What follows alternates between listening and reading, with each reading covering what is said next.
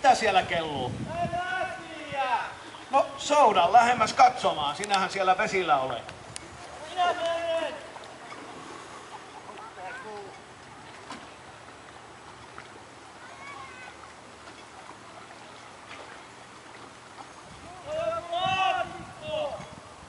No otapa ylös sieltä, ei toi ainakaan miltään verkon merkiltä näytä.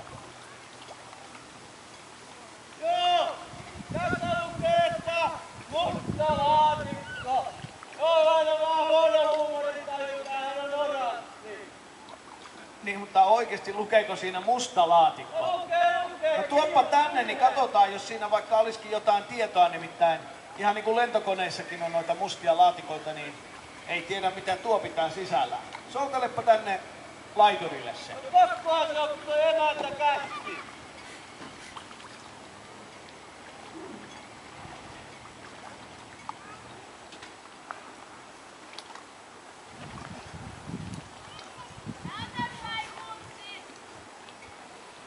Joo.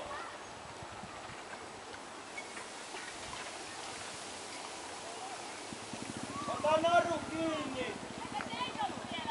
Joo, äskäinen. Kyllä mä osaan seisoa.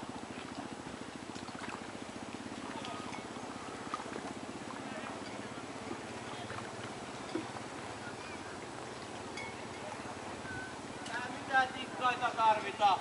No niin, sieltä nousi ja ilmeisesti se laatikko on siellä jossain veneessä, mutta tällaisiakin kuulumisia sieltä saattaisi kuulua. Anna palaa nyt sitten. No oho.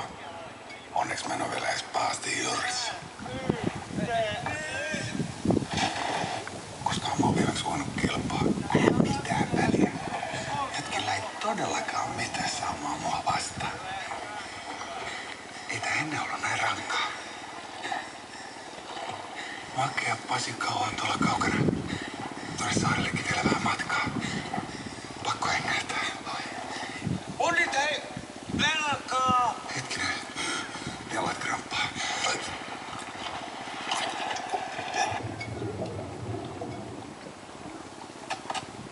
Äsken kuultu mustan laatikon sisältämä ääninauha kuului Samuli Kaakkurille. Mitä sinun mustasta laatikostasi kuuluisi?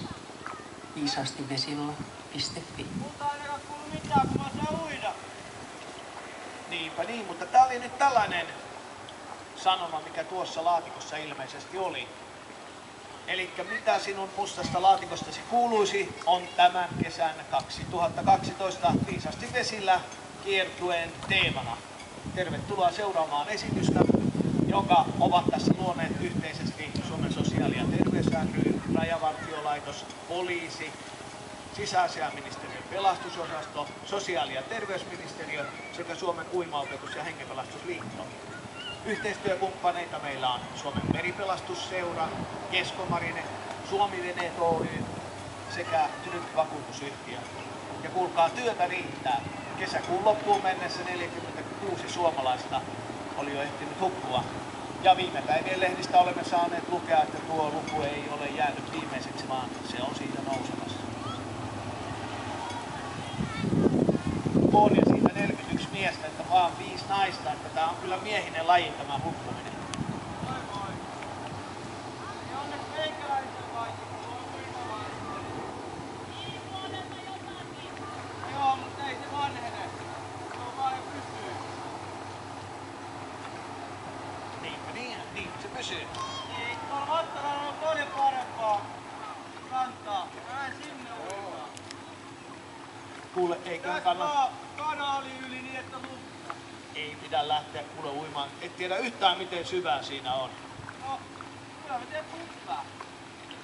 Kyllähän se näkee. Terve vaan.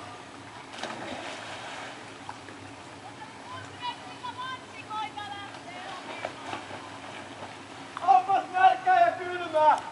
Niinpä niin, ja Tää jää suolasta. Kuka tänne on suolaa laittanut? no tämähän on sitä merivettä. Ei auta kun lähtee vaan uimaan. Ei kyllä hyvältä näytä ja ihan oikeasti jos olisi niin kuin lähtenyt uimaan rannan suuntaisesti ja tietäisi miten syvässä ui, niin olisi paljon turvallisempaa.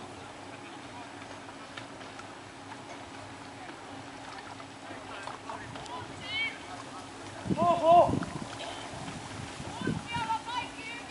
Mitä? No ei oo, kun mä en näe mitään, tukka meni silmien eteen. Ai. Hiljaisesta hukkumisesta puhutaan paljon ja täällä on nyt tukka silmillä, että ei kovin hiljainen kyllä ole. Emme jaksa enempää Taito, enää. koitapa laittaa jalat pohjaan. Jalat pohjaan. Kokeile jalat pohjaan.